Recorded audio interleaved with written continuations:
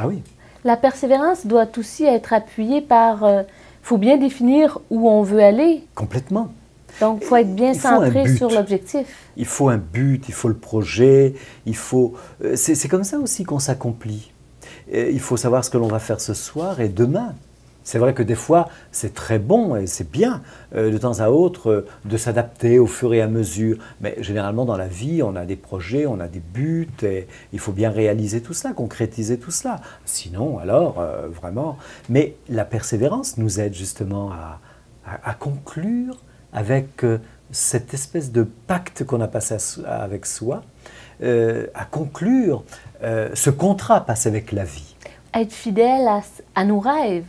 Aussi. À nos objectifs. C'est très important.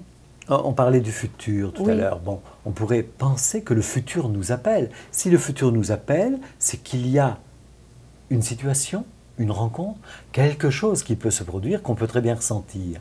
Oser vouloir aller vers ce futur demande de la persévérance. On retrouve finalement cette sorte de trajectoire qui se met en place au fur et à mesure dont tu parlais tout à l'heure. Ça va aussi avec la phrase quand les gens disent « quand on veut, on peut ». La persévérance doit être dans cet élan-là du vouloir pour le pouvoir. Quand on veut, on peut, c'est le pouvoir réaliser ce qu'on souhaite. C'est la persévérance en action. La personnalité persévérance que vous avez rencontrée, c'est Marie-Lise Labonté. Marie-Lise Labonté, oui. Comment a été votre échange? Tellement agréable. Oui. Marie-Lise Labonté a une finesse dans ses propos et une manière de dire les choses que des fois j'ai bien été obligé de m'accrocher pour pouvoir lui poser les questions. Parce que tout de suite, elle a senti ce que j'allais lui demander et déjà elle y répondait. Marie-Lise s'est guérie aussi, je crois, d'arthrite rhumatoïde. Ça a dû lui demander beaucoup de persévérance que d'atteindre son objectif. Elle en parle dans le reportage. Allons l'écouter. Atteinte d'une maladie dite incurable, Marie-Lise Labonté rétablit le dialogue avec son corps à travers l'antigymnastique.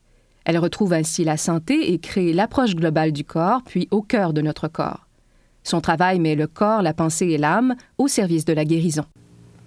Bonjour Marie-Lise. Bonjour Jean-Claude. Merci beaucoup de nous recevoir chez toi. Merci. C'est vraiment un grand plaisir. Alors, on va parler, bavarder sur la persévérance. Moi, j'ai l'impression que nos plus beaux élans ou nos plus beaux rêves serviraient à rien sans la persévérance. Il faut beaucoup de persévérance, n'est-ce pas, pour pouvoir accomplir ses rêves, aller de l'avant. Je dirais la première étape, c'est d'être en présence de ses rêves et de ses élans. Ce que j'observe chez les gens avec qui, par exemple, je partage mon travail, c'est que c'est vrai que les gens ont de magnifiques projets, même des visions. Certains sont en contact avec des élans plus profonds et d'autres sont en contact avec une forme de volontarisme alimenté par un conditionnement social ou familial ou personnel. Et ils entrent dans cette forme de volontarisme pour persévérer et se dire « il faut que je continue, il faut que je fasse ». Et pour moi, ça, c'est pas tout à fait la réelle persévérance. La réelle persévérance, pour moi, c'est quelque chose de beaucoup plus profond qui vient d'un état intérieur que j'appelle le « je sais ». Cet état qui fait que face à des événements de la vie, face à des choix très profonds qui surgissent de soi, ce que tu nommes les élans et les rêves, j'ai l'impression que c'est possible d'accomplir de grandes choses en maintenant toujours une présence à cette sensation du « je sais que c'est ça ma voie, par exemple. Je sais que c'est ça mon expérience. » Donc, finalement, là, je parle d'intuition. Et c'est pour ça qu'au début, quand tu disais les élans et les rêves, il y a beaucoup de gens qui n'arrivent pas à être vraiment en présence de leur élan et de leurs rêves et qu'ils ont des rêves qui sont conditionnés par à l'âge de 30 ans, il faut que j'ai une maison, que j'établisse ma famille. Et ils sont dans un volontarisme. Et pour eux, ils appellent ça « il faut que je persévère ». Et j'ai rencontré beaucoup de gens malades qui avaient persévéré dans ce genre de volontarisme et qui s'était tué, entre guillemets, à la tâche. Il est bien possible que les gens confondent un petit peu. La Voilà, persévérance, c'est vrai. J'ai souvent rencontré des gens aussi qui persévéraient sur le plan matériel, sur le plan humain, et réalisaient des choses, mais vraiment dans la matière. Alors que pour toi, la persévérance, comme pour moi d'ailleurs, hein, la persévérance, c'est plutôt intérieur. Elle est reliée à la foi? Oui, elle est reliée à je dirais cette foi, oui, intrinsèque, qui n'est pas alimentée par un système de croyances extérieures. Par exemple, croire en Dieu, moi je dirais plutôt vis l'expérience de Dieu. Et là, la foi, elle est vraiment habitée. C'est ce que j'appelle une foi habitée. Et cette foi habitée part de cette expérience intérieure, d'un état intuitif très profond qui fait que malgré des expériences difficiles ou des épreuves, ou en contact avec des élans très profonds et des rêves, tu sais intérieurement que ça va s'accomplir et donc il faut juste se maintenir et être dans un état justement de persévérance. Toujours, et là je me permets de le comparer avec le volontarisme, qui fait que quelqu'un va persévérer même s'il est à contre-courant de sa vie ou de son destin, va dire « je persévère » et il va se battre. Il va rencontrer les obstacles, il va se défoncer les murs et il se blesse. On peut penser alors que la persévérance donc est finalement un état, une force intelligente qui nous conduit sur le véritable chemin? Oui, c'est ça. Pour moi, c'est quand on entre dans cet état de réelle, je dirais, persévérance à l'opposé du volontarisme, on entre dans un état de fluidité intérieure qui fait que les événements se présentent, moi j'ai une expression, les choses s'ouvrent, le chemin s'ouvre, tu es dans la fluidité de ton mouvement de vie. Et pour moi, la persévérance est un accompagnement intérieur de ce que tu as ressenti ou pressenti comme étant juste pour toi. Et peut-être pas nécessairement juste pour les autres au début, mais petit à petit, les gens autour de soi, la famille ou même les amis, vont se mettre en accord avec la persévérance d'un être qui porte un élan, un rêve et qui s'en va vers l'accomplissement de ce rêve. Donc forcément la persévérance, cet état intérieur qui finalement nous porte ou nous guide, hein, puisque tu parles d'intuition et d'inspiration parfois. Cette persévérance-là, qui sait tout de nous, qu'on peut utiliser quand on sait écouter, nous conduit alors sur le chemin, à notre destin? Le destin, c'est un bien vaste mot et chacun a sa perception de ce qu'est le destin ou une connaissance de ce que c'est le destin. Pour moi, c'est vraiment suivre le mouvement de son être profond.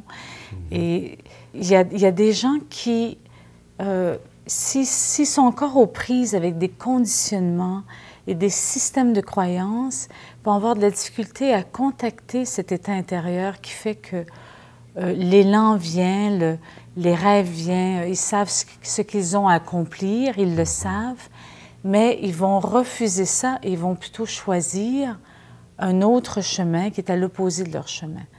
Et là, ils vont abandonner en cours de route, ils vont dire « Comment ça fait que je n'ai pas persévéré? » C'est parce qu'ils ne sont pas soutenus par le mouvement de leur profondeur. Alors, si on revient à ta première question, tu parlais d'élan et de rêve. Pour moi, ça, c'est quelque chose qui est très profond, qui est au-delà de la personnalité et qui vient d'un contact très profond avec ce que j'appelle le soi, l'énergie de nos profondeurs, notre destin, notre chemin de vie. Et pour moi, la persévérance est quelque chose qui accompagne cet état intérieur de « je vais accomplir mes grands élans et je suis là sur le chemin et je persévère.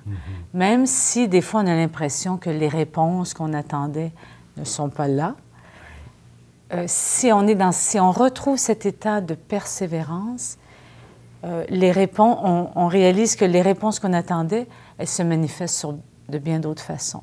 Donc ça entraîne un état pour moi d'humilité, d'écoute et de très grande réceptivité, mais en même temps un alignement. Pas juste un alignement sans réceptivité. Tu vois, c'est comme le féminin et le masculin en nous doivent être ensemble dans ce chemin de la persévérance. Je comprends bien, mais alors, finalement, on pourrait imaginer que ça demande beaucoup de réceptivité, tu viens de le dire, oui. de contact avec soi, hein, oui, d'être dans un ressenti. On a l'impression que toutes les femmes vivent déjà ça. Est-ce que c'est plus facile à une femme de vivre cet état qu'à un homme?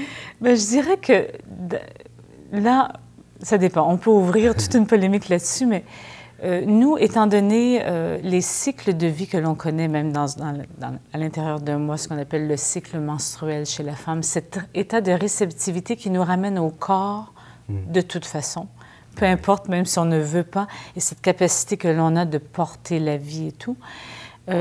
En tant que femme, nos âmes, si elles ont choisi de s'incarner dans un corps de femme, c'est plus facile d'être en présence d'une réceptivité. Alors, on va dire les femmes sont plus intuitives. Je dirais, il y a bien des femmes qui refusent leur intuition parce qu'elles sont entrées maintenant dans un conditionnement très masculin, prouvant des choses dans la société, et se croyant obligées de devenir des hommes.